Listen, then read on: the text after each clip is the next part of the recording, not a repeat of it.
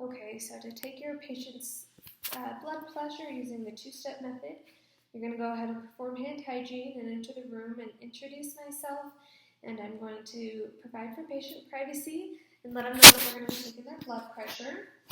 We're going to assess for anything that may alter that, so if they had recently been back from the bathroom or something like that, we'll wait a little bit. But if we're good to go, we'll go ahead and help them into the appropriate position, something that's comfortable, preferably if we could get them to sit and have their arm at a 90-degree angle. I will ensure that all of the clothing is gone, so if you need to, you can roll the gown up to here, and you will find and palpate the artery and the arm, the radial artery. Once you find it, you'll make sure that you get the cuff above that point where you palpate it. I will go ahead and ask the patient not to speak while we're taking their blood pressure. So we'll get the cuff on, and we'll start to, and we'll ensure that the cuff is the proper size for the patient. We'll start to inflate the cuff, and while we're palpating the artery, and at the point, I will note the point where I can palpate the pulse.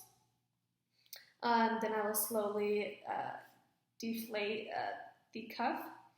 Then I will go ahead and make sure that my stethoscope earpiece and chest piece have been sanitized, and I may even warm the chest piece if it's particularly cold with my hands. So then I will start to inflate the cuff again while I'm listening with my stethoscope, and I'll go 30 millimeters of mercury past the palpation point of the first time I've done it, and then I will let it fall slowly, about 2 to 3 millimeters mercury, and as it falls, I'll be listening and note the point when I first hear the pulse, and also the point when I no longer hear the pulse, and I'll keep going about 30 seconds after that, just slowly releasing the cuff. Once we're done, I'll go ahead and let the patient know what their blood pressure was. I'll sanitize my stethoscope and remove the cuff, and then sanitize the stethoscope.